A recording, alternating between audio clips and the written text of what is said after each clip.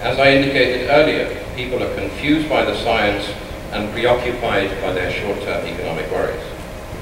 But perhaps more importantly, there is no clear global climate policy proposition of which to be in favor or on which to be against. Yes, there is supposed to be a new legal agreement in 2015, but what does legal actually mean, and what does it mean for whom? The political ability to act depends at least in part on there being a simple, effective and equitable proposal that can be explained to voters and that can win their support. Formulating such a proposal and garnering high-level political support for it will be the key challenge of the 2015 French presidency. What we do, and what must we do to come to a powerful 2015 proposition? Four things to my mind. First, that proposition must be a credible answer to the climate challenge. Secondly, that proposition must deliver real leadership on the part of industrialized countries. Thirdly, that proposition must entail meaningful action by all major economies. And fourthly, it must provide the means of implementation essential to poorer nations. And by means of implementation, I mean finance, capacity building and technology for both adaptation and mitigation. If the French presidency can take world leaders to agreement on these 4 points, then there is a clear proposal to put to voters. The political ability to act will be delivered, and the rest will be left to negotiators. Let me say a few words about the means of implementation for developing nations, the finance, capacity building, and technology they need. So far, the discussions on this have resulted in several empty UNFCCC bank accounts. The Special Climate Change Fund, the Adaptation Fund, the Least Developed Countries Fund, and the much debated $100 billion that no one wants to deliver, but everybody wants to spend. Is the means of implementation discussion really so complicated and so prohibitively expensive? 20 years of climate action have left us with an impressive legacy of broken promises, prejudice, turf wars, and suspicion.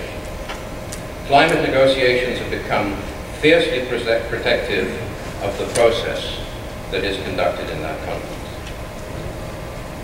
But in terms of architecture, we actually have a pretty impressive system in place.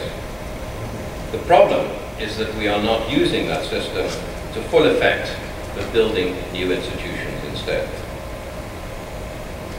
Among the climate change negotiators, there is a strong fear, some of that fear well-founded, that institutions not under their control will march to the tune of others. For this reason, the Global Environment Facility, the GEF, has long been a financial mechanism rather than the financial mechanism of the UNFCCC. And there has been huge hesitancy to give mandates to international institutions like the World Bank.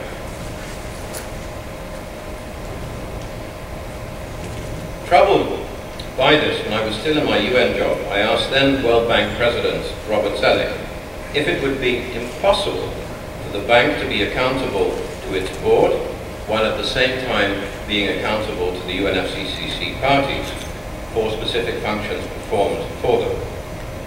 He actually saw no reason why not.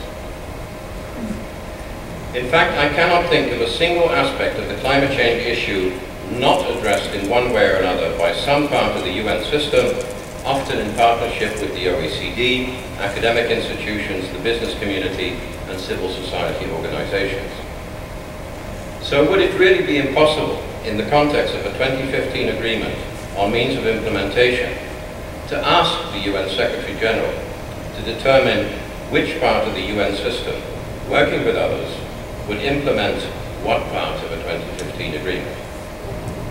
This could be done under the guidance of the UNFCCC parties in accordance with national priorities and drawing on finance from the the World Bank, the Regional Development Banks, and the Green Climate Fund. Ask any reasonable man, woman, or child in the street this question, and they would ask back why you would possibly consider doing anything else. In other words, why build a mansion and live in the outhouse? So where does business fit into all of this? My move to KPMG about 2 years ago was rooted in the strong belief that there can be no solution to the sustainability challenge without a central role for business. We will not succeed on climate or any other development issue by driving people into abject poverty or keeping them there. Our only chance of success lies in creating a new definition of value to create prosperity rather than wealth. Business is central to delivering this, but business can only do so if policy choices create the right conditions. At Rio+20, Progressive Business made it clear it wants to rise to that challenge, and many leading companies are actually doing so. Of course, there are many businesses that fear climate action will mean their demise, and it would be untrue to say that all companies will win from climate action. Some, of course, will lose. The challenge is to stimulate the winners and manage the transition. On the climate issue, subjects like stranded assets are often ignored, but we do so at our own peril.